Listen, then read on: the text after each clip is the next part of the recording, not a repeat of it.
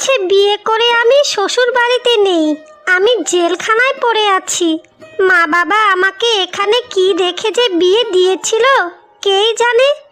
বাবার বাড়িতে যখন ছিলাম তখন প্রত্যেক দিনই মাংস ভাত খেতাম, আর এই বাড়িতে মাংস ভাত তো দূরের কথা, ভালো মতো জামা কাপড়টাও আমার কপালে জুটছে না। এই সংসারটা আমার আর একদমও ভালো লাগছে না। একঘেয়ে জীবন আমি কাটাতে চাই না। আমি চাই আমার অনেক অনেক সোনার গহনা থাকুক, ভালো ভালো শাড়ি কাপড় থাকুক। এরকম জীবন যে আমার হবে সেটা আমি কোনোদিনই কল্পনাও করিনি। গিন্নি, তুমি সকাল সকাল এখানে মুখ গুমরা হয়ে বসে আছো কেন? কি হয়েছে তোমার? আমাকে বলো তো। আমাকে আজকে একটু পাশের গ্রামে যেতে হবে, একটা নতুন কাজ সেখানে পেয়েছি। তুমি তাড়াতাড়ি আমাকে দুটো খেতে দাও না গিন্নি। কি হলো গিন্নি, তুমি চুপচাপ করে বসে আছো? আমার কথায় উত্তর দিচ্ছ না কেন? বলি, ঘরে কি আর কোনো মানুষ নেই?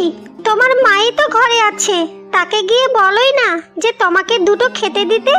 আমি পারবো না। আমি এই বাড়িতে দাসী হয়ে আসিনি যে বাড়ির সবারই মন জয় করে চলতে হবে আমার। আমি আমার মতো করে চলবো, যেভাবে ইচ্ছা সেভাবেই আমি এই বাড়িতে চলবো। গিন্নি, তোমার কি এইভাবে কথাটা বলার খুবই দরকার ছিল? দরকার ছিল না ছাই, ওসব আমি বলতে চাই না, কিন্তু আমি এটা বলতে পারবো তোমায়, এই সংসার করতে করতে আমি হাঁপিয়ে গেছি। আমি আর তোমার এই অভাবের সংসার করতে পারবো না। আমাকে তুমি বাপের বাড়িতে দিয়ে এসো, না হলে আমি নিজেই চলে যাব। তুমি এরকম ভাবে বলিও না গিন্নি, আমি সত্যি তোমায় খুবই ভালোবাসি। আর তুমি আমাকে বলেছিলে না তোমার জন্য ভালো দেখে দুটো শাড়ি নিয়ে আসতে? আজকে কাজ থেকে ফেরার সময় তোমার জন্য দুটো শাড়ি আমি নিয়েই আসবো, কেমন? তুমি তো ভালো করেই জানো গিন্নি, এই সংসারটা আমার পরিশ্রমের উপরেই নির্ভর করে। তুমি যে আমার জন্য কি রকমের শাড়ি আনবে তা আমি ভালো করে বুঝতে পারছি। 2 টাকার শাড়ি আমার গায়ে পোষায় না, বুঝেছ? এখন এখান থেকে যাও তো, আমি একাই এখানে বসে থাকতে চাই। আমার সঙ্গে কেউ কথা বলতে আসবে না।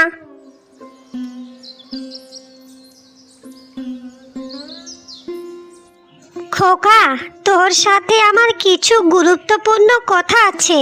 আমার কথাগুলো তোকে আর শুনতেই হবে। হ্যাঁ মা, বলোই না, কি কথা? বলছিলাম যে বাবা, তোকে কত শখ করে আমি বিয়েটা করিয়েছিলাম। ভেবেছিলাম বৌমাটাকে আমি আমার নিজের মেয়ে করে রাখবো, কিন্তু বৌমা তো আমার সঙ্গে কথাই বলতে চায় না। সারাটা দিন বাড়িতে শুধু মুখ গুমরা করেই বসে থাকে। এই নিয়ে গ্রামের লোকজনেরাও আমাদেরকে নিয়ে কত যে হাসাহাসি করছে, তা তোকে আমি কি বলবো বাবা। আসলেই আমার কপালটা যে এত খারাপ হবে তা আমি কোনোদিনই কল্পনাও করতে পারিনি। মা, আমিও বুঝতে পারছি না জবা যে কেন এরকমটা করে আমাদের সাথে, কে জানে। হ্যাঁ মা, আমি এটা মানছি যে সে বড়লোক বাড়ির মেয়ে, কিন্তু সে তো সব কিছুই দেখে শুনেই আমাকে বিয়ে করেছে। বিয়ের প্রথম প্রথম আমার সাথে খুবই ভালোবাসা দেখাতো, আর এখন এখন দিন দিন শুধু ও পরিবর্তনই হচ্ছে। মা, তবে তুমি এতে কিছু মনে করিও না। আসলে জবা ধনী বাড়ির মেয়ে তো, তাই ওর চাহিদাটাও একটুখানি বেশি। আমি সব কিছুই খুব তাড়াতাড়ি সব সমস্যার সমাধান করে ফেলবো মা। তুমি আর এসব নিয়ে একদমও ভেবো না তো। আমি তো তা ভাবি না রে বাবা, কিন্তু বৌমা যে সব সময় এরকম করে, ওগুলো আমার একদমও দেখতে ভালো লাগে না। সংসারে অশান্তি থাকলে খাওয়া দাওয়া কি আর রুচি থাকে তুই বলতো? বৌমাটা যে আমার কোন দিন বুঝবে সেই একমাত্র জানে। বাবা বাবা, মা ছেলে মিলে খুব তো আমার নামে প্রশংসা করছো, তাই না? শোনো, এই জবার তোমাদের কথাতে কোনো দিনও কিচ্ছু যায় আসবে না। তোমরা বরং একটা কাজ করো, আমার নামে নিন্দা না করে নিজেরাই কিছু করে দেখাও তো।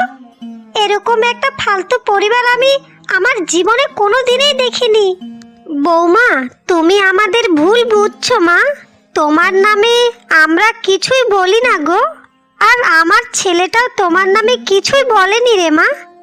আমরা শুধু এটাই বলছিলাম যে বৌমা সব সময় মুখ গুমরা করে থাকে, এগুলো দেখতে আমার একদমও ভালো লাগে না। আপনার এখন অনেক বয়স হয়েছে মা, এত মিথ্যা কথা বলে কিভাবে থাকতে পারেন আপনি? আর কিছুদিন পর যখন মরে যাবেন, জমের দুয়ারে গিয়ে এই সব মিথ্যা কথাগুলো বলবেন কেমন? আমি আমার কানে স্পষ্টই শুনতে পেয়েছি আপনারা মা ছেলে আমার নামে নিন্দা করছিলেন। এখন তো আমার ভাবতেও অবাক লাগে, এরকম ভালো মানুষের আড়ালে এরকম একটা খারাপ রূপ আপনাদের। জবা, এবার তুমি কি একটু বেশি বলে ফেলছো না? নিজেকে তুমি কি মনে করো সব সময়ই শুধু আমাদেরকে ছোট করে কথা বলো? তুমি কি এটা ভুলে যাচ্ছ যে ইনি তোমার শাশুড়ি মা? সব কিছুরই একটা সীমা থাকার প্রয়োজন, কিন্তু দিন দিন সেই সীমাটাও তুমি ছাড়িয়ে যাচ্ছ। তুমি আগে ধনী বাড়ির মেয়ে ছিলে, কিন্তু কিন্তু এখন তুমি আমার বউ, এটা তুমি ভুলে যেও না। তোমাদের দুজনেরই এতদিন মুখে মুখোশ পরা ছিল, এখন আমি তা হাড়ে হাড়েই টের পাচ্ছি।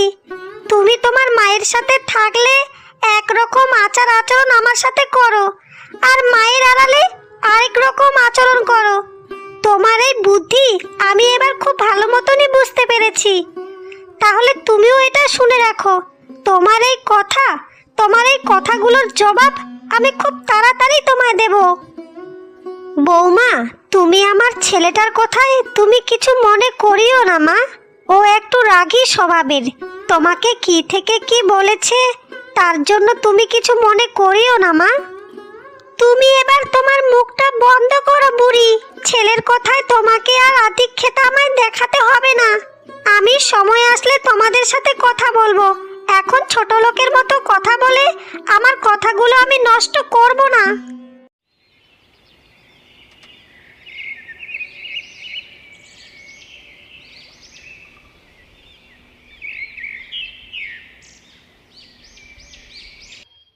জবা, তুমি এখনো সকালের ঘটনার জন্য আমার উপরে রাগ করে আছো? তুমি আমার সাথে দয়া করে কথা বলো। আমি তো তোমাকে বলেছিলাম সকালের ঘটনার জন্য আমাকে তুমি ক্ষমা করে দাও। তুমি কি আমাকে ক্ষমা করবে না গো জবা? এত ন্যাকা করে তোমাকে আর আমার কাছে ক্ষমা চাইতে হবে না, শুধু সকালটা একবার হতে দাও, তারপর তুমি দেখবে এই জবা কি জিনিস। এরকম গরিব পরিবার আর ছোটলোক পরিবারে থাকার আমার কোনো ইচ্ছাই নেই। আমার বাবার অনেক ধন সম্পত্তি আছে, সেখানে আমি সারা জীবন পড়ে থাকলেও না আমার কিচ্ছু যায় আসবে না। কিন্তু জবা, আমার তো যায় আসবে। তুমি আমার একমাত্রই বউ, আর আমি তোমাকে বড্ড ভালোবাসি। তোমাকে ছাড়া আমি একদিনও থাকতে পারবো না। দয়া করে তুমি আর এরকম কথা কখনোই বলিও না। দয়া করে তোমার রাগটা এবার একটু কমাও না। একটা সংসারে তো কত ধরনের ঝামেলাই হয়, তাই বলে কি কেউ বাড়ি ছেড়ে এভাবে চলে যায়? আর আমি তোমাকে বলেছিলাম না তোমার জন্য আমি দুটো শাড়ি নিয়ে আসব? শাড়িগুলো আমি এনেছি, দয়া করে তুমি আমার সাথে চলো। আর আমি এখন থেকে আরো বেশি বেশি করে পরিশ্রম করা শুরু করেছি, আর তোমার অর্ধেক ইচ্ছায় আমি পূরণ করার চেষ্টা করব জবা। শোনো, তোমার ওই 2 টাকার শাড়িগুলো না আমি আগেই দেখে নিয়েছি, ভালোবেসে তোমাকে আর আমাকে দেখাতে হবে না। তোমার ওই 2 টাকার শাড়ি না আমি আমার বাবার বাড়িতে পাটাও মুছিনি, তাই ওই 2 টাকার শাড়িতে আমার মন জয় করতে তুমি কোনো দিনই পারবে না। যেদিন তুমি আমাকে স্বর্ণের জিনিসপত্র এনে দিতে পারবে আর দামি দামি শাড়ি এনে দিতে পারবে, সেদিন তুমি আমার সাথে এসো কথা বলতে, কেমন? গিন্নি, তুমি আমাকে এটা কি বলছো বলো তো? আমাদের এই অভাবের সংসারে আমি এত দামি দামি জিনিসপত্র তোমার জন্য কিভাবে আনবো বলো তো? কিন্তু তুমি এতে কোনো চিন্তা করিও না গিন্নি। তুমি শুধু একটুখানি আমাকে সময় দাও আর একটুখানি ধৈর্য ধরে থাকো। খুব তাড়াতাড়ি আমি তোমার জন্য সব কিছুই আনার চেষ্টা করব। শোনো, এই বয়সে আমার যা যা ইচ্ছে আছে সেগুলো যদি আমি এখনই পূরণ করতে না পারি, তাহলে আমার কয়েক বছর পর যখন আমার বয়স হয়ে যাবে তখন সেগুলো পূরণ করার আমার কোনো ইচ্ছাই নেই। সব কিছুরই একটা সীমা আর বয়স থাকে, বুঝেছো?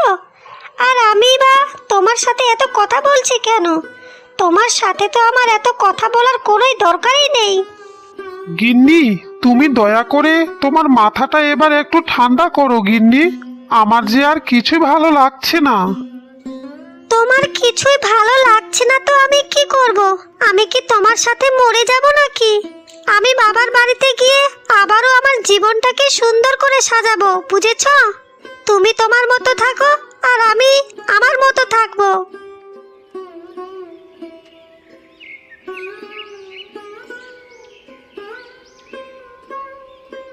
বৌমা, বৌমা, এসব কি মা? তুমি ব্যাগপত্র গুছিয়ে কোথায় যাচ্ছ বৌমা? তুমি ব্যাগপত্র নিয়ে কোথায় যাচ্ছ? আমাকে তুমি তাড়াতাড়ি বলো। আমাদেরকে কিছু না বলে কয়ে তুমি হুট করে কোথায় যাচ্ছ বৌমা? তো শাশুড়ি মা, সব কিছুই কি আপনাকে বলে কয়ে আমার যেতে হবে যে আমি কোথায় যাচ্ছি না যাচ্ছি? আমি যখন বাবার বাড়িতে ছিলাম তখন আমার মাই আমাকে এসব প্রশ্ন করার সাহস পায়নি। আর আপনি আপনি আমাকে কোথা থেকে এসব প্রশ্ন করা শুরু করেছেন একটু শুনি। আমি আমার বাবার বাড়িতে চলে যাচ্ছি। আর হ্যাঁ, সারা জীবনের মতনই চলে যাচ্ছি। কোনোদিনই আমি আর এই বাড়িতে ফিরবো না। এসব তুমি কি বলছো বৌমা? দয়া করে তুমি এরকমটা করিও না মা। তুমি এবার ঘরে যাও, ঘরে গিয়ে তোমার মাথাটা একটু ঠান্ডা করো বৌমা। এই বাড়িতে থেকে আমি ভালো ভালো পোশাক পরতে পারি না, ভালো ভালো খাবারও খেতে পারি না। আমি এই গরিব বাড়িতে থেকে আমি আমার জীবনটাকে এভাবে নষ্ট করতে চাই না। আপনার ছেলে পাশের গ্রামে গেছে কাজের খোঁজে। আপনার ছেলে বাড়িতে ফিরলে বলে দেবেন আমি এই বাড়িতে আর কোনোদিনও ফিরবো না। আমার আশা যেন আপনার ছেলে সারা জীবনের মতনই ছেড়ে দেয়। কিন্তু বৌমা, আমার ছেলে তো তোমায় খুবই ভালোবাসে। সে তো তোমাকে ছাড়া এক মুহূর্ত বাঁচবে না মা। এভাবে আমার ছেলেটাকে ফেলে যেও না তুমি। আমি চলে যাবার পর আপনার ছেলেকে আবারও আরেকটা বিয়ে দেবেন, তাহলে সবকিছুই ঠিক হয়ে যাবে। আমি তাহলে এখন আসি। আর এই গরিব সংসারে আমি থুতু ফেলে যাচ্ছি। আর জীবনও যেন আমাকে এই বাড়িতে আসতে না হয়।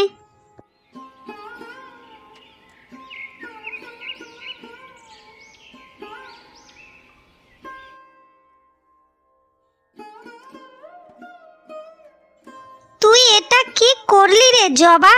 তুই শ্বশুর বাড়ি থেকে চলে এলি, মানে তুই নিজে নিজেকে অস্বীকার করতে পারলি আর এভাবে শ্বশুর বাড়ি ছেড়ে চলে এলি বল?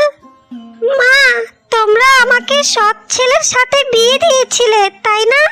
কিন্তু ওই গরিব ছেলের তো কিছুই নেই, টাকা পয়সা ধন সম্পত্তি বলতে কিছুই নেই। আমি যা চাই তাই তো সে আমাকে একটাও এনে দিতে পারে না। তাই ওই সংসারে লাথি মেরে আমি সারা জীবনের মতনই এই বাড়িতে চলে এসেছি। আর শোনো মা, আমি আবারও আরেকটা বিয়ে করব। আমি এবার ধনী বাড়িতে বিয়ে করতে চাই। মারে, টাকা পয়সায় কি সব কিছু হয় রে মা? মনের সুখ বলতেও তো একটা কথা আছে। তাই তো আমি তোর সুখের কথা ভেবেই ওখানে বিয়ে দিয়েছিলাম। দিদি, তুমি কিন্তু এটা খুব খারাপ কাজ করেছো। জামাইবাবু বড্ড ভালো মানুষ ছিল যে বিয়ের সময় তাকে আমরা যৌতুক দিতে চেয়েছিলাম, আবার 2 লাখ টাকা, কিন্তু জামাইবাবু একটা টাকাও নেয়নি। তুমি যদি ওরকম ছেলের সাথে থাকতে তাহলে জীবনে অনেক সুখী হতে। টাকা পয়সায় একদিন না হয় একদিন হবে, কিন্তু ভালো মানুষই ভালো ব্যবহার এগুলো টাকাতে পাওয়া যায় না দিদি। তা তোর যদি আমার জন্য এতটাই মায়া হচ্ছে তাহলে তুইও একটা কাজ কর না, একটা ভিখারি ছেলে ধরে বিয়েটা করে ফেল। আমিও তো দেখি তখন তোর কেমন মজা লাগে।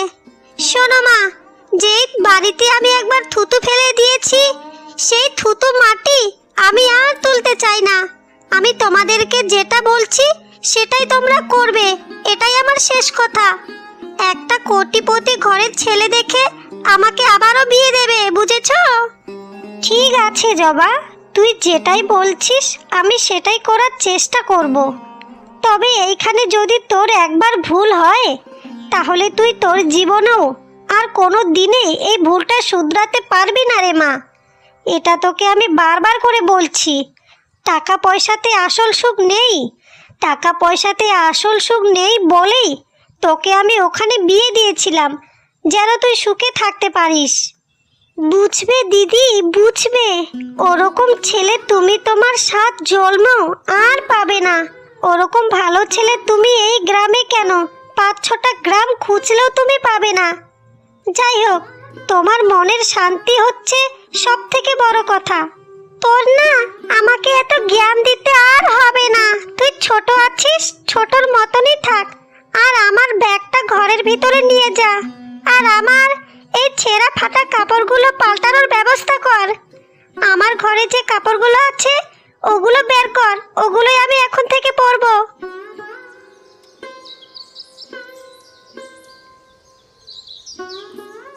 রূপা, জবা কোথায়? তাড়াতাড়ি তুমি আমাকে বলো না বোন।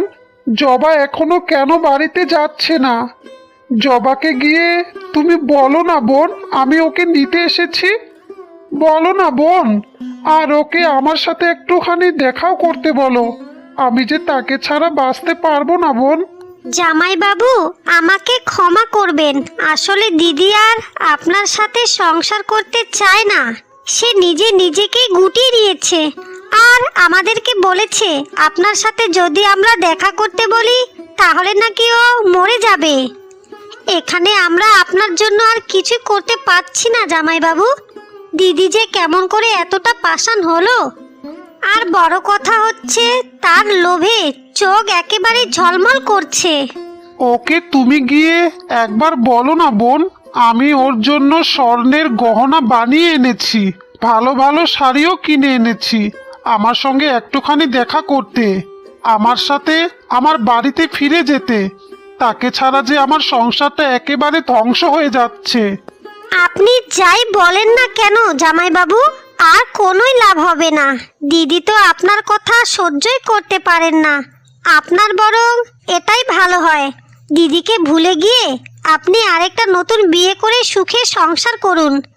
কারণ আমার দিদি আর কোনো দিনেই আপনার বাড়িতে যাবে না। দিদি এটা আমাদেরকে পরিষ্কার করে আগেই বলে দিয়েছে। হায় রে বিধাতা, এখন আমি কি করব? ওকে ছাড়া আমি বাঁচবো কি করে? আমি কি করব? আমি এখন কি করব? ঠিক আছে বোন, তোমরা তাহলে ভালো থেকো, আমি গেলাম।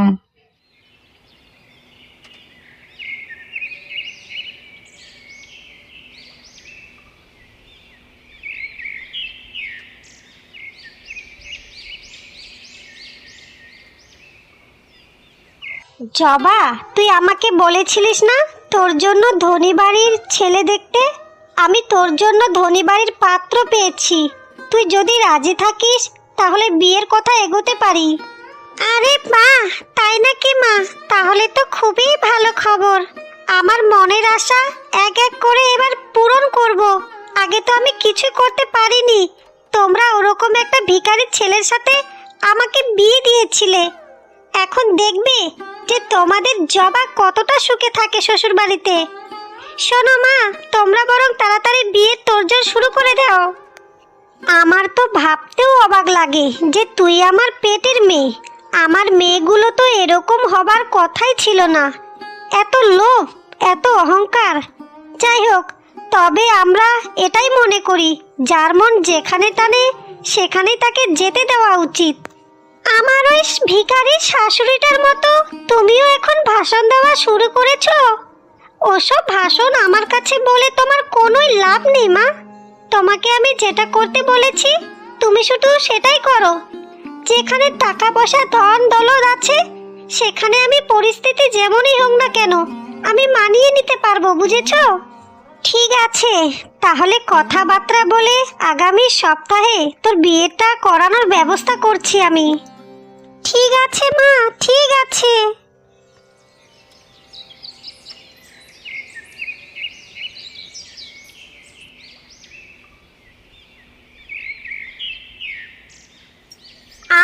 কতদিন কতদিন রে বাবা বৌমার জন্য অপেক্ষা করে তুই তিলে তিলে মরবি? বৌমা বৌমার দিন দেখে নিয়েছে, তোর কথা ওর আর মনে নেই রে বাবা। আমি সারা জীবন ওর অপেক্ষায় বসে থাকবো মা। জবাকে আমি কোনো দিনেই ভুলতে পারবো না। মানুষকে একবারেই ভালোবাসা যায়। আমি শুধু আমার মন প্রাণ দিয়ে জবাকেই ভালোবেসেছিলাম। তুমি শুধুই আমার কথা চিন্তা করে নিজেকে অসুস্থ করিও না মা। শোন বাবা, ওই জবা বৌমাকে ভুলতে হলে তোকে আরেকটা বিয়ে করতে হবে। আমি তোর জন্য আরেকটা পাত্রী দেখেছি, যে অনেক সুন্দরী একটা মেয়ে আর খুবই ভদ্র সভ্য মেয়ে, গরিব ঘরের মেয়ে, তোর সাথে অনেক ভালো ব্যবহারও করবে। ওর মতো হবে না রে বাবা। আমাকে এই পৃথিবীর সব থেকে সুন্দরী মেয়ে এনে দিলেও তোমার কোনোই লাভ হবে না মা। আমি শুধু জবাকেই ভালোবাসি, আর তুমি আমাকে কোনো দিনেই বিয়ের কথা আমাকে বলবে না মা। যদি আর একদিনও বলেছ, তাহলে আমি এই বাড়ি থেকে সারা জীবনের মতনই চলে যাব। আমি সবই বুঝতে পেরেছি বাবা। তাহলে এবার আমাদের এই জায়গাটা পরিবর্তন করতে হবে। যতদিন তুই এখানে আসছিস ততদিন তুই ওর কথা কোনো দিনই ভুলতে পারবি না। তাই তোকে অন্য জায়গায় নিয়ে যাওয়ার আমি ব্যবস্থা করছি। তোমার যা ইচ্ছা তুমি তাই করো মা, কিন্তু জবাকে ভোলার কথা তুমি আমাকে আর কোনো দিনেই বলবে না। আমি ওকে ছাড়া বাঁচতে পারবো না মা। ওকে আমি খুবই ভালোবাসি। আমার জীবনটা এরকম কেন হলো মা? এরকম কেন হলো? কত স্বপ্ন দেখেছিলাম আমি আমার জীবনটাকে নিয়ে, আর সব কিছুই শেষ হয়ে গেল মা। এসব আমার সাথে কি হচ্ছে আমি তো কিছুই বুঝতে পারছি না মা।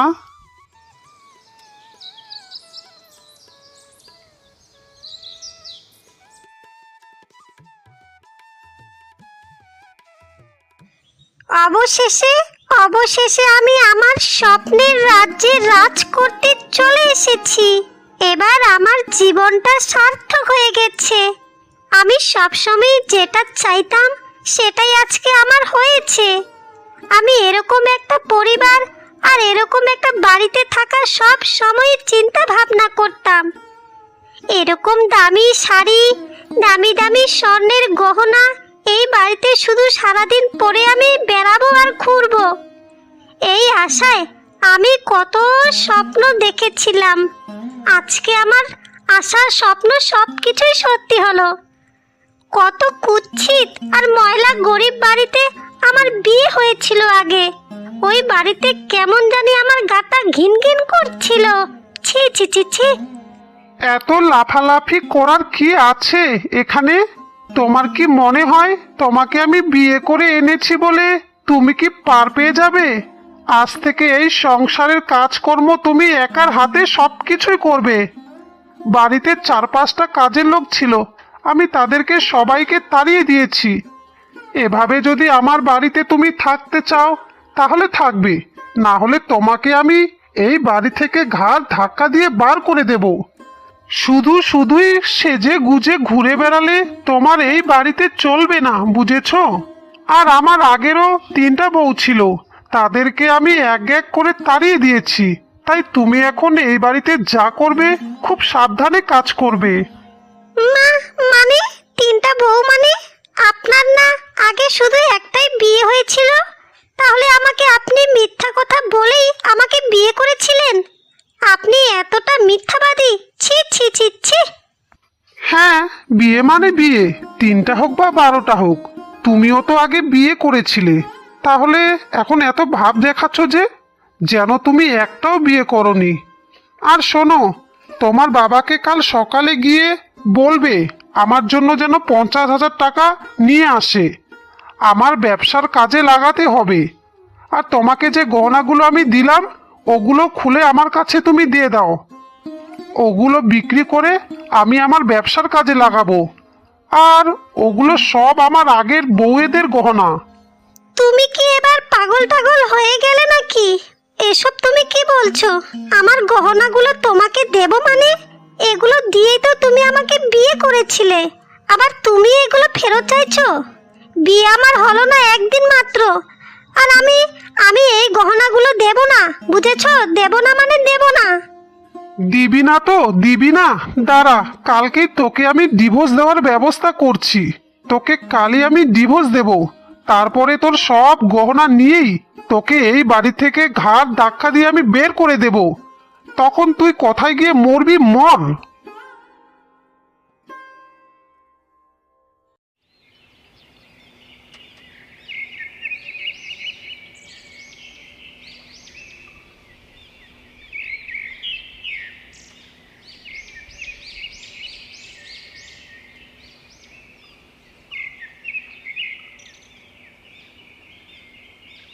তোকে আমি কতবার করে বলেছিলাম যে তুই প্রথম জামাইকে ছাড়িস না, ছাড়িস না। তোকে তখন আমি কতবার করে বোঝালাম। এখন বোঝ, বোঝ তুই। ধন সম্পত্তির পিছনে ছুটে নিজের জীবনটাকে তো শেষ করেই দিলি। মা গো মা, আমি টাকার পিছনে ছুটে আমি আমার জীবনটাকে শেষ করে ফেললাম। আগে আমি কত ভালো ছিলাম। আমার আগের স্বামীর টাকা পয়সা ছিল না ঠিকই, কিন্তু সেখানে আমার আত্মসম্মান ছিল মা। তখন তো আমি সেসব কিছুই বুঝিনি মা, কিছুই বুঝিনি। তুই ভালোবাসার দাম দিলি না মা। এখন তুই বোঝ, তোকে আমি কতবার করে বারণও করেছিলাম যে আমরা সেখানে তোকে দেখে শুনেই বিয়েটা দিয়েছিলাম। এখন তো নিজের কপাল তুই নিজেই মারলি।